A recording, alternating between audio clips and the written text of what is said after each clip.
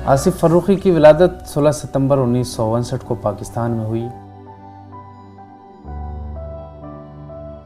आपके वालिद असलम फ़र्रुख़ी साहब एक बहुत ही अहम अदीब और मुफ़क्किर हैं। आपकी इल्मी व ज़हनी तरबियत में उस माहौल की कारकर्दगी और तहज़ीबी रमक बहुत नुमायाँ है। आप पेशे से डॉक्टर हैं, मगर अदब से वालिहाना लगाव होने की बुनियाद पर आपने बहुत सी कहानियाँ लिखीं, तनक़ीदी मज़ामीन कलमबंद किए और पेश व आलमी फ़नपारों के उर्दू तर्जमे भी किए। आसिफ फ़र्रुख़ी ने एक अहम रिसाला दुनिया ज़ात के नाम से भी जारी किया, जो कि उर्दू के सफ़े अव्वल के रसाइल में शुमार होता है। अलावा अज़ीं आपकी पहचान का एक अहम हवाला आपका कायम करदा इशाअती इदारा शहरज़ाद भी है, जिसने बहुत सी अहम अदबी कुतुब शाया करके उर्दू ज़बान और अदब के दामन को मज़ीद सरवतमंद किया है। आसिफ फ़र्रुख़ी की फ़नी और इल्मी जहात इतनी रोशन है कि एक ज़माना उनकी तामीरी फ़िक्र और तख्लीकी और तनक़ीदी काविशों का क़दरदां है। पाकिस्तान के शहर कराची में मुक़ीम सैयद मोहसिन अली ने रेख्ता की ख़ास दरख्वास्त पर आसिफ फ़र्रुख़ी का इंटरव्यू लिया है, जो आपकी खिदमत में पेश किया जा रहा है।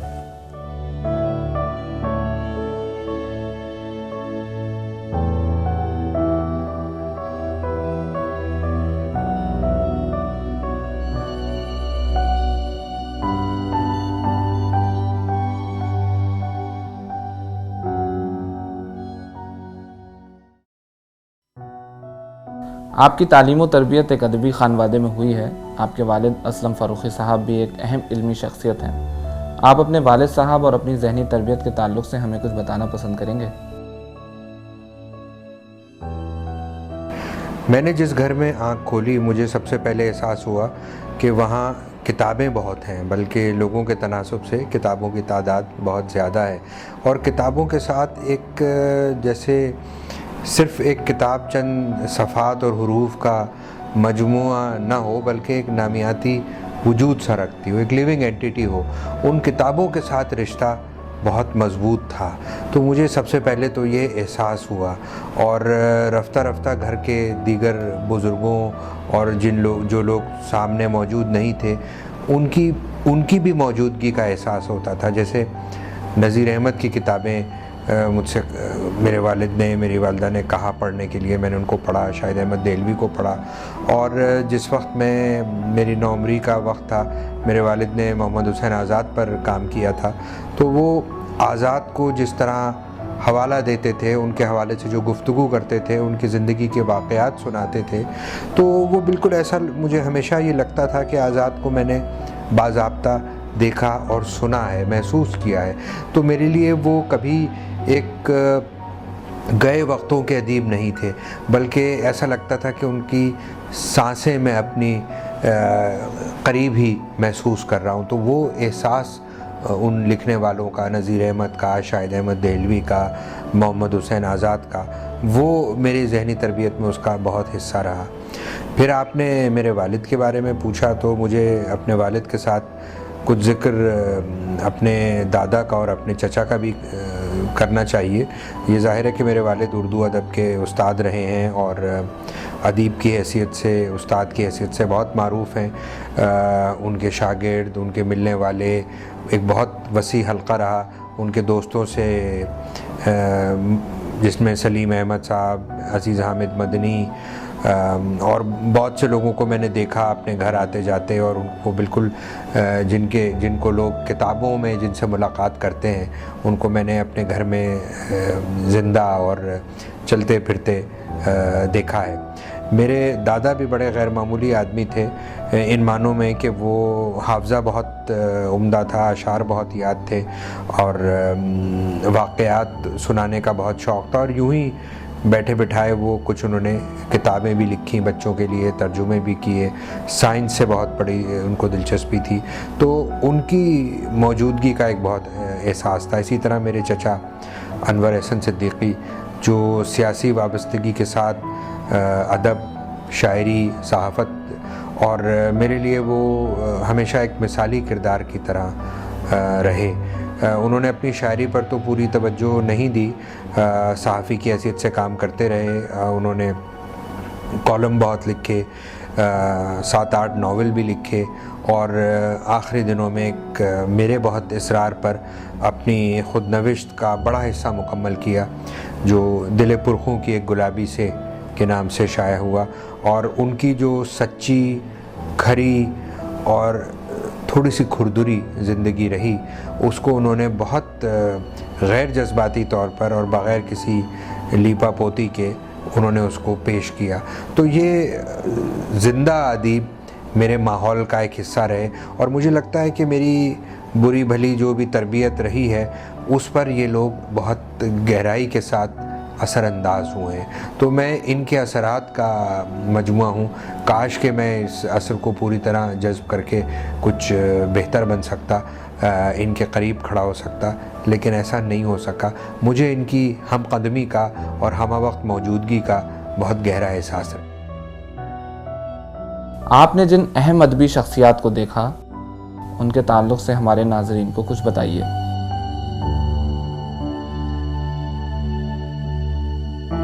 जैसा कि मैं अभी अर्ज़ कर रहा था, मैंने अपने घर में बड़े अदीबों को देखा और अपने वालिद का जो हल्क़ा बाब था और कुछ उसमें मुझे बहुत गैर मामूली हस्तियों को देखने का शरफ़ हासिल हुआ। सलीम अहमद साहब के यहाँ मैं बहुत बाकायदगी से जाता था, कमर जमील साहब, और कमर जमील साहब के यहाँ जाना, उनसे मिलना, उनकी गुफ्तगू। रेडियो में मैं तालिब इल्मों का प्रोग्राम करता रहा, तो वहाँ रेडियो स्टेशन में सलीम अहमद को, कमर जमील साहब को, ज़मीर अली बदायूनी को मैंने आते जाते, चलते फिरते देखा, उनके साथ गुफ्तगू में शरीक रहा। वो मेरी ज़िंदगी का एक बहुत बड़ा सरमाया है। मगर एक और हस्ती का भी मैं यहाँ नाम लूँगा, वो मोहम्मद हसन अस्करी हैं। मैं इंटर का तालिब इल्म था, उन्होंने मुझे बुलवाया अपने पास, मैं उनके घर जाता था।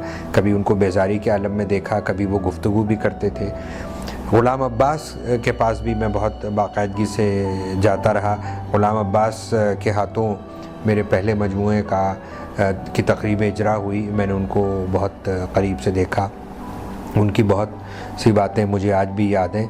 तो इस तरह बहुत से लोगों को देखने, सुनने और उनसे कुछ सीखने का मौका हासिल हुआ। ये एक बड़ी, मैं समझता हूँ कि गैर मामूली तरबियत थी जो मुझे मैसर आई। आपने अफसाने लिखे, तनकीद की, एक बहुत अहम अदबी रिसाले की ज़िम्मेदारी के फ़राइज़ निभाए और आप एक बड़े इशाती इदारे शहज़ाद के मालिक भी हैं। इनमें से आप किस शोबे से ख़ुद को ज़्यादा नज़दीक समझते हैं? मुझे ये दायरे अलग अलग नज़र नहीं आते। मुझे ऐसा लगता है कि कुछ करने, कुछ समझने, कुछ महसूस करने की एक ही ख्वाहिश है। अब ये तो देखिए, एक हम सब की मजबूरी है, हम जानते ही हैं कि पाकिस्तान में और फॉर दैट मैटर हिंदुस्तान में जिस कस्म के हालात हैं, वहाँ उर्दू में कलम के ज़रिए रोज़ी रोटी हासिल नहीं की जा सकती। मैं चाहता तो ये था कि मैं उर्दू का मैं एमए करता, उर्दू का तालिब इल्म होता या अंग्रेज़ी अदब का तालिब इल्म होता, लेकिन ये ना हो सका। मैंने साइंस पढ़ी, मेरे वालिद ने मुझसे साइंस पढ़ने का मशवरा दिया और मुझे साइंस पढ़कर, साइंस के सब्जेक्ट्स पढ़कर ये एक वुसअत का, कुशादगी का और दुनिया का अमल जिस तरह से आजकल हो रहा है उसका एहसास हुआ। और ये भी अंदाज़ा हुआ कि मुझे इसके ज़रिए से वो कुछ एक ज़हनी वुसअत या तालीम हासिल हो रही है, तो मैं उसको किसी तरह, अब ये तो नहीं समझता कि वो ऐसा नहीं होना चाहिए था, ऐसा हुआ और उसके ज़रिए मैंने बहुत कुछ सीखा। और पब्लिक हेल्थ जो मेरा शोबा है उसमें भी कुछ करने की ख्वाहिश रही है। कहीं कहीं ये सब दिलचस्पियाँ ओवरलैप कर जाती हैं, लेकिन जो बुनियादी दिलचस्पी या जो बुनियादी काम है या जो बुनियादी तारुफ़ है वो अदब के कारी के तौर पर है। यानी अदब से दिलचस्पी लेने वाला एक शख्स जो अपनी दिलचस्पी के बारे में कभी कभार कलम भी उठाता है। ये हैसियत ऐसी है कि जो मैं समझता हूँ कि शायद मुझे अपनी शनाख्त को बयान करने में सबसे ज़्यादा अहम मालूम होती है। जिन अहम अदबी शख्सियात का आपने ज़िक्र किया, क्या वो आपके तख्लीकी और तनकीदी मामलात में भी दखील हुए हैं?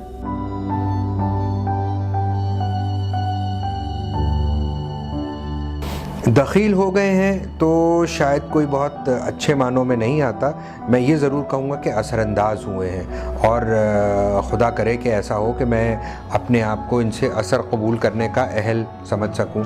बहुत सी बातें याद आती हैं। ग़ुलाम अब्बास के पास मैं जाता था, मैं एक तालिब इल्म था और अफ़साने लिखने का शौकीन था, तो मैंने उनसे कहा कि अब्बास साहब, मैं चाहता हूँ कि मेरा अफ़साना फ़लाँ रिसाले में छपे और आप मेरा अफ़साना वहाँ भेज दें।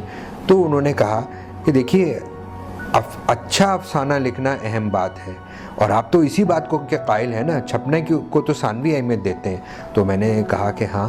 कहने लगे कि मैं आपका अफसाना जिस रिसाले में चाहूँ भेज सकता हूँ, लेकिन मैं चाहूँगा कि आप छपने से ज़्यादा अच्छा अफसाना लिखने पर तवज्जो दें। वो बात मैंने उनकी गिरह में बांध ली। अब्बास साहब ने और भी एक बात मुझे कही थी जो मुझे याद रहती है।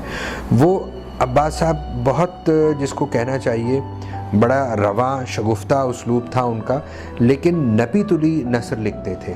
तो कहने लगे कि भाई ये उर्दू वाले क्या करते हैं कि जहाँ एक लफ्ज़ की गुंजाइश होती है वो दो लफ्ज़ लिखते हैं। मसलन ये लिखेंगे इश्क़ व मोहब्बत, या इश्क़ लिखो या मोहब्बत लिख लो, और ये देख लो कि कौन सा लफ्ज़ उस मानी की परत को पूरी तरह अदा कर रहा है जो तुम्हारे जहन में है। मुझे उनकी ये बात बहुत अहम मालूम हुई कि अल्फाज का बेजा इसराफ नहीं होना चाहिए, अल्फाज को भी एक कीमती सरमाए की तरह, दौलत की तरह एहतियात के साथ खर्च करना चाहिए। तो ये वो सबक हैं जो मैंने गिरह में बांध लिए। और अब अब्बास साहब के सामने जो नसर का अंदाज़ था, जो उसलूब था, मुझे नहीं मालूम कि मैं किस हद तक उस पर पूरा उतरा, मगर वो मेरे सामने एक मयार बन गया। इसी तरह अस्करी साहब का जो मुताला था, जो तबहुर्र इल्मी था, जो उनकी शख्सियत में एक सादगी भी थी और उस सादगी के साथ जो गहराई थी। ज़ाहिर है कि मैं बहुत कम उम्र भी था, मेरा तजुर्बा भी नहीं था, तो मैं उनके साथ कोई बेतकल्लुफ़ी की गुफ्तगू नहीं कर सकता था। तालिब इल्माना सवाल करता था और वो कभी कभी उसका जवाब भी देते थे, बाज़ दफ़ा हंस के टाल देते थे। तो अब अस्करी साहब को मैंने किताबों में ज़्यादा पढ़ा, और मेरा ख़्याल है कि सबसे ज़्यादा जिस आदमी की तहरीर का असर कबूल करने की कोशिश की है, समझने की, वो इंतज़ार साहब हैं, वो अस्करी साहब हैं। इंतज़ार साहब को मैंने थोड़ा देर में पढ़ना शुरू किया, वरना उससे पहले मैं इस्मत चुग़ताई का बहुत कायल था। क़ुर्रतुल ऐन हैदर मुझे बहुत पसंद थी। इंतज़ार साहब को मैंने डिस्कवर बाद में किया, और फिर इंतज़ार साहब से एक शख्सी सा ताल्लुक़ भी हो गया। ज़ाहिर है कि मैं बहुत अक़ीदतमंद हूँ, उनसे मिलने का, गुफ्तगू का, फिर उनके साथ सफ़र का भी मौका मिला। मैं उनके बारे में एक किताब भी लिख रहा हूँ। तो मेरा ख़्याल ये है कि इंतज़ार साहब भी तख्लीकी मर्तबे के लिहाज से ऐसे आदमी हैं कि उनके साथ जब बैठता हूँ ये एहसास होता है कि कुछ सीख के उठता हूँ, कोई बात समझ के उठता हूँ। कुछ लोग ऐसे हैं कि जिनको पढ़ के बहुत सीखने का इत्तेफाक हुआ, यानी शम्सुर रहमान फ़ारूक़ी साहब से भी मेरी मुलाकात तो रही है, लेकिन उनको भी मैंने किताबों में ज़्यादा पढ़ा है, और मैं समझता हूँ कि उनसे उर्दू अदब के बारे में, रिवायत के बारे में जितना कुछ सीखा जा सकता है। दास्तान के बारे में, गज़ल के मौजू पर जो उनकी तहरीर है, मीर की शायरी या गालिब की शायरी, तो उनके पास सिखाने के लिए बहुत कुछ है। वो एक बहुत बड़ी शख्सियत है जो अपनी तहरीरों से जिस तरह नुमायाँ होती है। क़ुर्रतुल ऐन हैदर का मैंने हवाला दिया, तो इस तरह नामों की एक पूरी कहकशां है जो मैं समझता हूँ कि शायद मेरी ज़िंदगी का बहुत बड़ा सरमाया है कि इन लोगों से गुफ्तगू करने का, इनको पढ़ने का, इनसे मुलाकात करने का शरफ़ हासिल हुआ। आप एक बहुत अहम अफसाना निगार भी हैं। क्या आप अपने तख्लीकी प्रोसेस के बारे में कुछ बताएंगे, और ये भी कि आप अपने लिखे हुए अफसानों से किस हद तक मुतमईन हैं?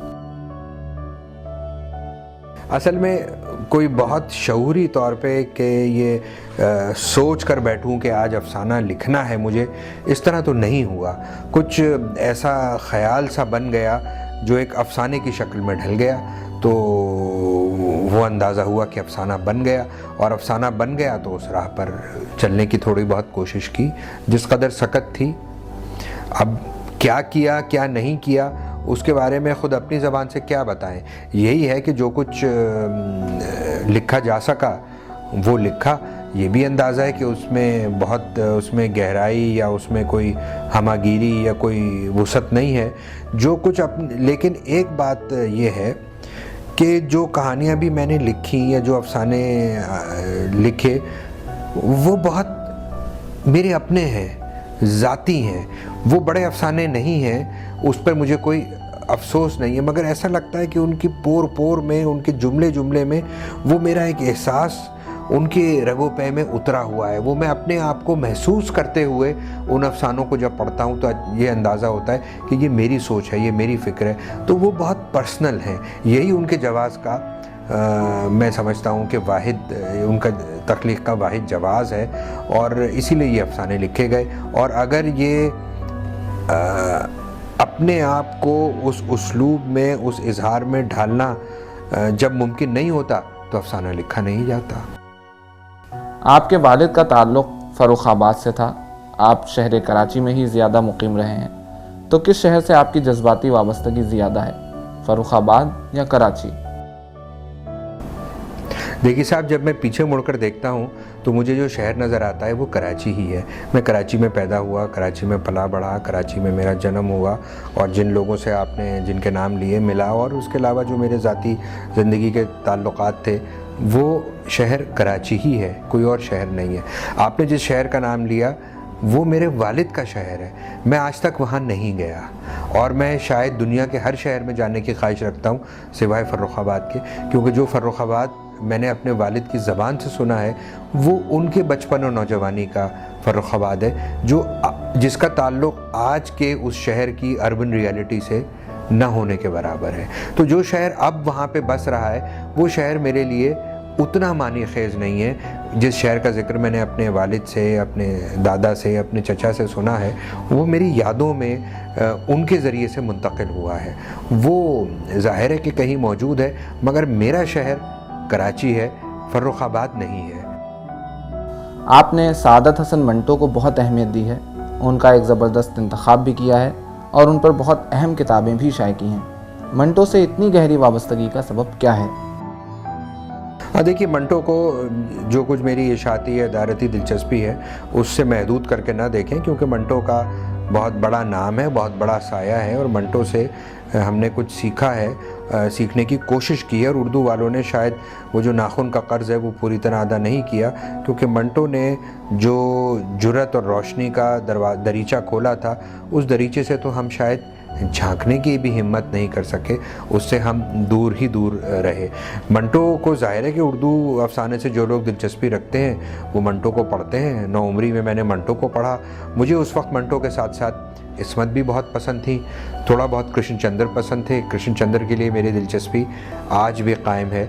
जो उनके शुरू के मजमूए हैं, गर्जुन की एक शाम, दो फरलांग लंबी सड़क, और वो सब उनकी चीज़ें मुझे बहुत पसंद हैं। मगर जितना मंटो पसंद रहा उतना कोई और अदीब पसंद नहीं था। फिर इसीलिए ये जो सिलसिला हुआ कि अफसानों के इंतखाब का काम मैंने करना शुरू किया, तो मुझे ये मुनासिब ही मालूम हुआ कि इसका इंतखाब का आगाज़ मंटो से किया जाए। दूसरा का नाम इसमें ग़ुलाम अब्बास का आता है, जिनका इंतखाब फिर मैंने किया। तो ये एक पढ़ने वाले की हैसियत से उन लोगों को खराज तहसीन पेश करने की कोशिश थी जिनसे मैंने कुछ सीखने की कोशिश की है। आपने कौन सी तनकीदी किताब लिखी है और आप किस नज़रिया तनकीद से वाबस्ता रहे हैं?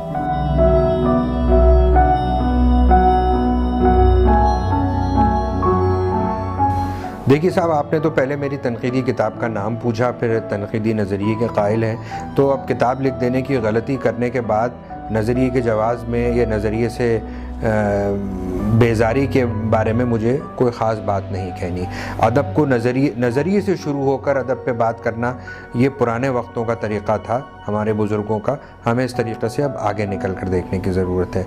पहले तो मैं ये बता दूं कि आपने मेरी एक किताब का नाम लिया, जो किताब मुझे सबसे ज़्यादा अपनी, जिस पर इसरार तो मैं नहीं कहूँगा, लेकिन मैंने थोड़ी बहुत मुताले की जो कोशिश थी, जिससे मुझे लगा कि शायद कुछ बात बनी है, वो तनक़ीदी मज़ामीन का मजमुआ आलम ईजाद। वो असल में दूसरा मजमुआ था, पहला मजमुआ तो छपा नहीं, मुमकिन है आइंदा कभी छपे, वो मज़ामीन तो इतने थे। आलम ईजाद के जो मज़ामीन थे, मुझे उनको मैंने सिलसिलेवार लिखा, और उस वक्त मैं जिस तरह फ़िक्शन को पढ़ रहा था, वो समझिए कि एक पढ़ने वाले के नोट्स हैं। मैंने मिखाइल बाख्तिन, जो रूसी फॉर्मलिस्ट नक्काद है, उसकी कुछ किताबें हाथ लगीं। अब ज़ाहिर है कि हमारे यहाँ तो किताबों का हुसूल और उनकी दरियाफ़्त, और फिर मेरे जैसे आदमी के लिए कि जो किसी और शोबे का तालिब इल्म रहा हो, ये एक इत्तेफाक़ी अमर होता है। यानी हम मनसूबा बंदी के ज़रिए कोई काम कर नहीं सकते, हमारे पास उसके वसाइल नहीं होते। तो बाख्तिन की एक आध किताब हाथ लगी तो मुझे अंदाज़ा हुआ कि ये फ़िक्शन को पढ़ने का तरीक़ा तो ज़रा मुख्तलिफ सा है। उसके साथ कुछ चीज़ों को गौर करने, परखने, जांच पड़ताल की जो कोशिश की, तो उससे वो मज़ामीन लिखे गए जिसमें 19वीं सदी के नावल पर कुछ जो थोड़ा बहुत समझने की कोशिश की, वो मज़ामीन आलम ईजाद में है। उसके बाद जो वक्तन फ़वक्तन मज़ामीन लिखे जाते रहे, वो निगाहे आईना साज में आए हैं। और एक किताब और है जिसका अब मैं दौर डाल रहा हूँ, जिसके मज़ामीन को इतने मज़ामीन है कि यकजा करके एक किताब और बनाने की कोशिश करके देखूँ। तो ये तनक़ीदी अमल है। अगर मेरे पास नज़रिया होता और नज़रिए की आसाइश मैसर होती, तो शायद मैं अदब की कुरेद और जुस्तजू की इतनी कोशिश ना करता। फिर मैं नज़रिए के साए तले, नज़रिए की छतरी तले आसूदगी के साथ लेटा रहता और दुनिया को हर काम इस तरह से करके देखता कि साहब बस ये है जो इस नज़रिए, यानी एक समझिए कि एक चादर है कि जिसमें चादर में पाँव आ गए तो ठीक है, और नहीं आते तो फिर उनको काट के फेंक दिया जाए कि साहब इसकी ज़रूरत नहीं है। तो अदब को पढ़ने का तजुर्बा, अदब को समझने की कोशिश, वो मेरे लिए किसी भी नज़रिए से ज़्यादा अहमियत रखती है। हम असर अफसाने के बारे में आपकी क्या राय है?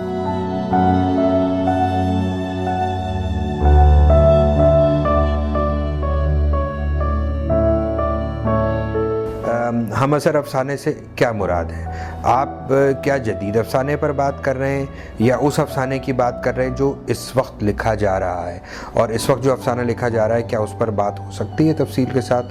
अगर हम असर अफसाने को देखें तो हम असरियत का सिरा कहाँ से ढूंढते हैं? ज़ाहिर है उस वक्त इंतज़ार साहब लिख रहे हैं और काम कर रहे हैं, तो इंतज़ार साहब का अफसाना 47 या 46 के आसपास से शुरू होता है। फिर और जो लोग हैं, अब्दुल्ला हुसैन हैं, खालिदा हुसैन हैं, असद मोहम्मद ख़ां हैं, हसन मंज़र हैं, ये सारे लोग इन बुज़ुर्गों से शुरू किया जाए। मोहम्मद सलीमुर रहमान हैं। मंशा याद साहब का भी इंतकाल हो गया, मुझे उनका अफसाना बहुत पसंद था। और मैं एक नाम उसका लूँ जो मुझे इस दौर के अफसाना निगारों में सबसे ज़्यादा मुनफरिद लगता है, वो नैयर मसूद हैं। तो ये सब अफसाना निगार, आप इनको हम असर अफसाना निगार कहेंगे, या आप हम असर अफसाना निगार उनको कहेंगे जो कुछ मेरे दोस्त हैं, मुझसे उम्र में थोड़े बड़े या कुछ छोटे हैं। हमीद शाहिद हैं पाकिस्तान में, हिंदुस्तान में एक इंतहाई अहम और उम्दा काम करने वाला शख्स उभरा है जिसका नाम खालिद जावेद है। उससे पहले हिंदुस्तान में सैयद मोहम्मद अशरफ रहे हैं, मौजूद हैं, बहुत अच्छा लिख रहे हैं। उनसे भी शायद सीनियर, क्योंकि मैं उनसे कभी मिला नहीं, ज़किया मशहदी की कहानियाँ मुझे बहुत पसंद हैं। और साहब जिलानी भानों को कैसे भूल जाएं, जो सीनियर हैं, इस वक्त हिंदुस्तान में मौजूद हैं, लिख रही हैं। तो हम असरियत क्या चीज़ है जिससे हम अफसाने की तरफ आएँ? मैं तो उल्टी बात कहना चाहता हूँ कि हम अफसाने से शुरू करें और अफसाने से हम असरियत की तरफ आएँ, यानी हम अफसाने में अपने दौर को पढ़ें और उसको ये देखें कि अफसाना इस दौर के जो तकाज़े हैं, इस दौर के जो मुख्तलिफ़ मसाइल हैं, ज़िंदगी का जो चलन है, मुआशरा जिस तरह से टूट फूट रहा है, पाकिस्तान का मुआशरा जिस तरह तशद्दुद का शिकार हो रहा है, या फ़र्द जिस तरह से तन्हाई का शिकार हो रहा है, या फ़र्द के ऊपर जो जिस किस्म का नफ्सियाती, समाजी, माशी बोझ है, उसको हम किस तरह से अफसाने में देख सकते हैं। सवाल तो ये होना चाहिए। अब निशानज़द क्या किया जाए? मेरा ख़्याल है कलमज़द किया जा सकता है और सबसे पहले अपने ही हाथ कलम किए जा सकते हैं। बहुत से नाम याद आते हैं। सीनियर्स में अल्ताफ़ फ़ातिमा मौजूद हैं, लिख रही हैं। खुदा उनकी उम्र दराज करे, उनकी सेहत बेहतर हो। बहुत अच्छी उनकी बाज़ कहानियाँ बहुत अच्छी हैं। लिखने वालों में मुझे ज़ाहिदा हिना का नाम भी याद आता है, ख़ास तौर पे उनकी वो अफ़साने जो तारीख़ के जबर के हवाले से या सियासत और तारीख़ के जब मामलात उलझते हैं उसके बारे में कहानियाँ उन्होंने लिखी हुई हैं। इकराम उल्लाह ने बाज़ कहानियाँ बहुत गैर मामूली लिखी हैं, अगरचे कम लिखा है लेकिन वो एक बहुत अच्छे अफ़साना निगार हैं। इसी तरह मसूद अशर के मजमूए हैं, मुझे मसूद अशर बतौर कहानीकार बहुत पसंद है। एक और आदमी जिसका मैं ख़ास तौर पे नाम लूँगा, मोहम्मद सलीमुर रहमान, जो बहुत जहतों में नुमायाँ हैं, मुतरजिम के तौर पे, मुदीर के तौर पे, नक्काद के तौर पर, और उन्होंने बहुत काम किया है। शायर बहुत नज़्म के शायर बहुत अच्छे हैं, मगर उनकी कोई 9-10 कहानियाँ हैं। साइबेरिया उनकी कहानी है जिसको कैसे कोई शख्स भूल सकता है। मेरा ख़्याल है कि पाकिस्तान में लिखी जाने वाली शायद नुमाइंदा कहानियों का कोई भी इंतखाब मोहम्मद सलीमुर रहमान की उस कहानी के बग़ैर मुकम्मल नहीं हो सकता। अफ़साने का तो एक पूरा सफ़र है। अफसोस की बात यह है कि नक्कादों ने इस वुसअत या उस गहराई को कम ही देखा है। हम या तो नज़रियाती बहसों में उलझ जाते हैं या ये देखने लगते हैं कि किसी अफ़साना निगार के यहाँ समाजी सरोकार कितना है, वो मसाइल के बारे में क्या कहता है। जो टेक्निक से इस काम लेकर वो ज़िंदगी की मानवियत हासिल करता है, वो अमल हमारे यहाँ तनक़ीद में पूरी तरह नहीं आया। हालांकि फ़िक्शन की तनक़ीद बहुत अच्छी लिखी गई है, ख़ास तौर पर हिंदुस्तान में।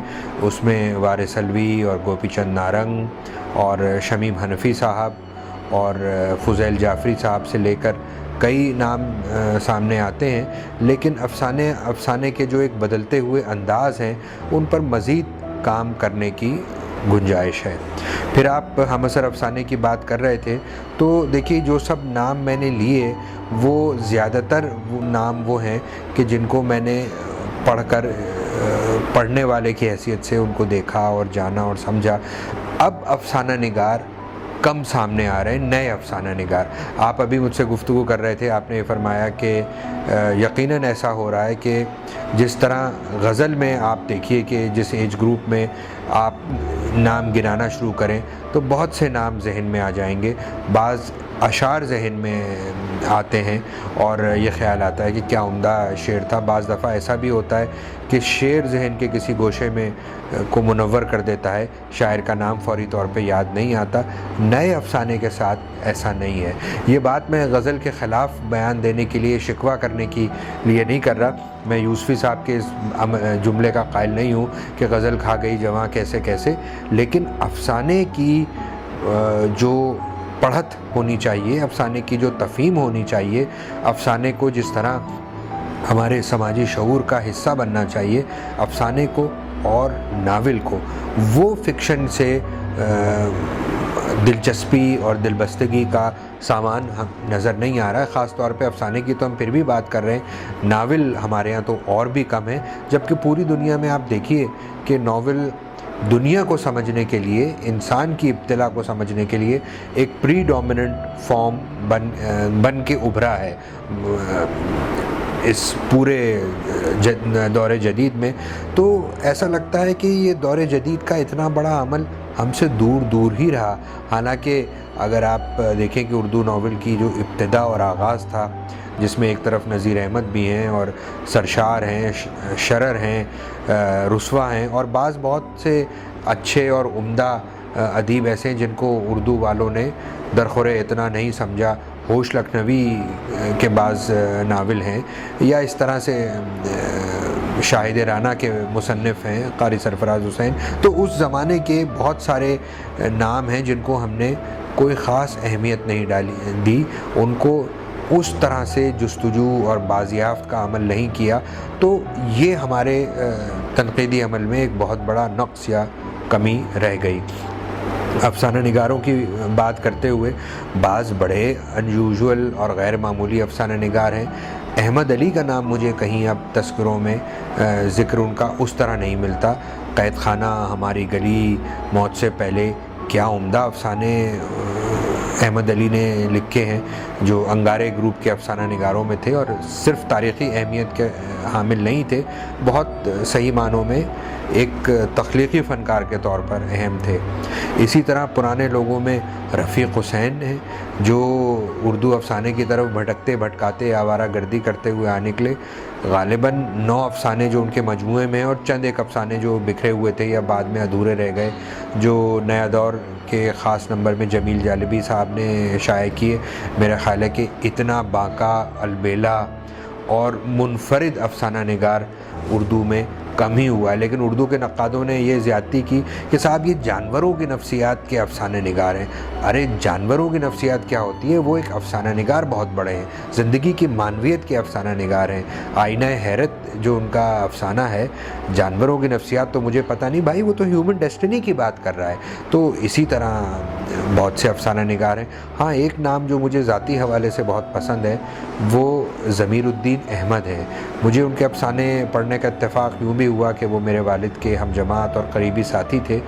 वो उर्दू अफसाने में बहुत अच्छे अफसाने लिखकर एक वो गुम होती हुई याद बनकर रह गए, मगर उसके बाद उन्होंने अपने आखिरी ज़माने में बाज़ इंतहाई गैर मामूली अफसाने लिखे, जो पहली मौत से लेकर उनके जो आखिरी ज़माने के अफसाने हैं वो एक गैर मामूली मैं समझता हूँ कि अहमियत के हामिल हैं। तो इस तरह अफसाना निगार कई एक हैं, लेकिन आप अगर उनके बारे में तनकीद ढूंढने की कोशिश करें या आप देखें कि उनके बारे में क्या लिखा गया है, उनको किस तरह समझने की कोशिश की गई है, तो उसमें ऐसा लगता है कि पूरा खाना खाली है।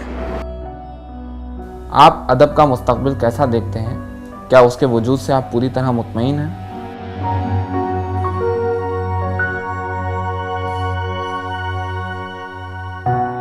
आपका सिर्फ पहला ही टुकड़ा कि अदब का मुस्तकबिल कैसा देखते हैं। भाई, मैं अदब को माजी, हाल और मुस्तकबिल के खानों में नहीं बांट सकता, क्योंकि अदब तो एक तसलसल का नाम है जिसमें ज़माने आते रहते और जाते रहते। मुझे ये लगता है कि तिलिस्म उशरुबा, मीर तक़ी मीर और गालिब और इंतज़ार हुसैन और क़ुर्रतुल ऐन हैदर का ज़माना ख़त्म ही नहीं हुआ। वो ख़त्म हो तो हम मुस्तकबिल की बात करें। और अदब का मुस्तकबिल है या नहीं, तहज़ीब का क्या मुस्तकबिल है, इंसान का क्या मुस्तकबिल है, दुनिया का क्या मुस्तकबिल है, ये सब सवालिया निशान है। तो जब इंसान के वजूद पर एक सवालिया निशान है, दुनिया के और दुनिया के माहौलियाती असरात पर सवालिया निशान है, तो अदब बेचारा क्या करेगा। लेकिन मैं अदब के मुस्तकबिल के बारे में ज़्यादा परेशान नहीं होता। उसकी वजह यह है कि वो जो किसी शायर ने कहा था कि मुझे तो इसके अलावा कोई काम ही नहीं आता। तो अगर अदब का कोई मुस्तकबिल है या नहीं है, हम तो उसी से वाबस्ता हैं। आपकी एक कहानी समुंदर की चोरी बहुत अच्छी कहानी है। इसके ताल्लुक़ से हम आपकी ज़बानी कुछ जानना चाहेंगे।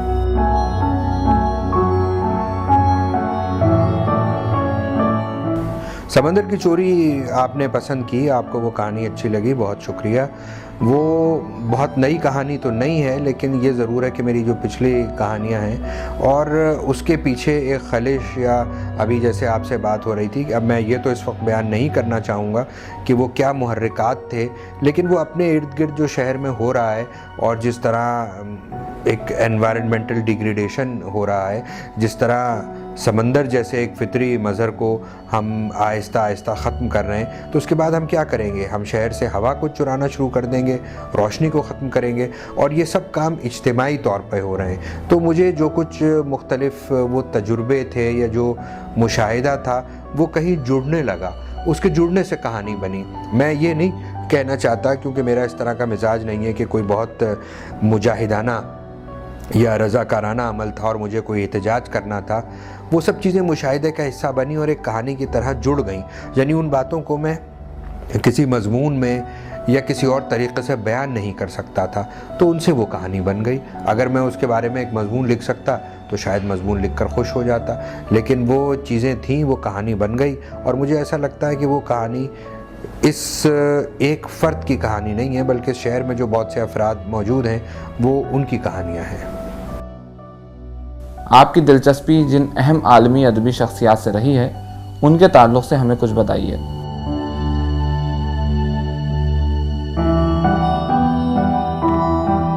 मुझे बहुत दिलचस्पी, मैंने जैसा कि अर्ज़ किया कि एक पढ़ने वाले की हैसियत से बाज़ अदीबों से रही है और उनको मैं बहुत शौक़ के साथ पढ़ता रहा हूँ।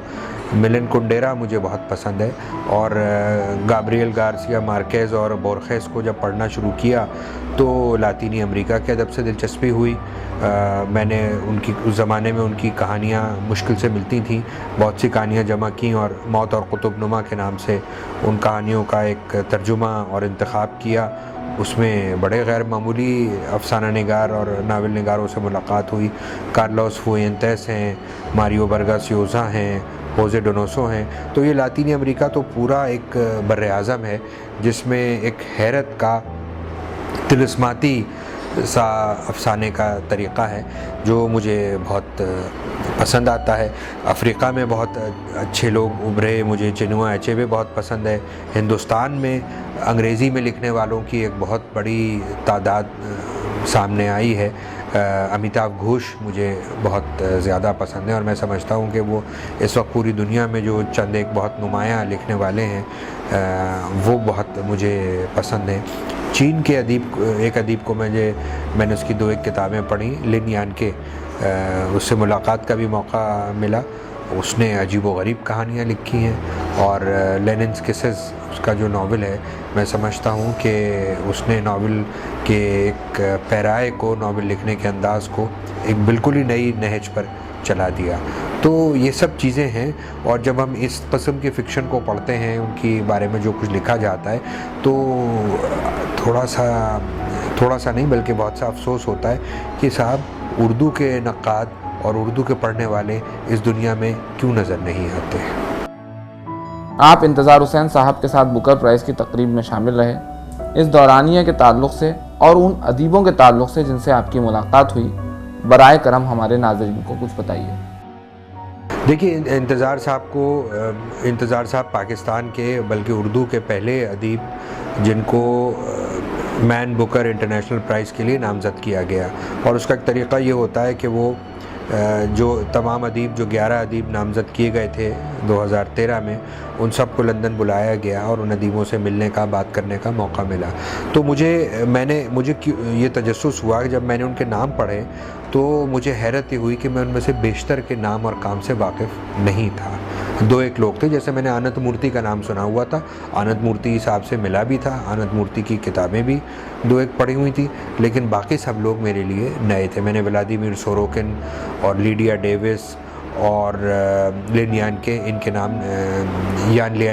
नाम नहीं सुने हुए थे।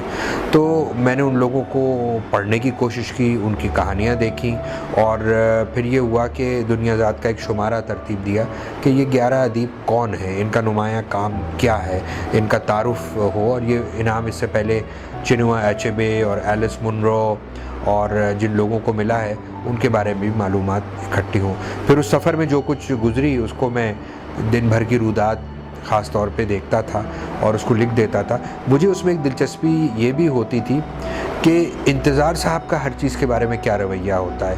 तो इंतज़ार साहब को एक किरदार बनाकर देखने का अमल जो है वो मेरी, आप इसे गुस्ताखी कह लीजिए, शरारत कह लीजिए, वो मैंने शऊरी तौर पे किया कि इंतज़ार साहब सड़क पे कैसे पार कर रहे हैं, नाश्ता करने कैसे जाते हैं, लोगों से कैसे मिल रहे हैं, बात कैसे करते हैं। तो मैं वो सब बातें लिखता जाता था। और ये जिस सफ़रनामे का आप हवाला दे रहे हैं, ये सफ़रनामा दरअसल इंतज़ार साहब को ज़िंदगी में रवां दवां जारी व सारी किरदार के तौर पर देखने की कोशिश है। इससे पहले उनके साथ सफ़र का एक मौका और भी हासिल हुआ था, कनाडा में गया था, उस वक्त भी मैंने लिखा था। और इसी तरह एक और सफ़र में हिंदुस्तान में दिल्ली के सफ़र के दौरान कुर्रतुल हैदर से मुलाकातें हुई थी। तो उस सफ़र को भी मैंने थोड़ा सा लिखने की कोशिश की थी कि जो बातें एक अफ़साने के या अदब के कारी के तौर पर मुझे मेरे तजस्सुस को बरंगेख्त करती हैं, उनको कैसे लिखा जाए और कैसे देखा जाए, और अफ़साने की या फ़िक्शन की जो पूरी दुनिया में सूरत हाल है उसके बारे में क्या मालूम होता है। तो ये ख्वाहिश इस किताब का मुहर्रिक साबित हुई।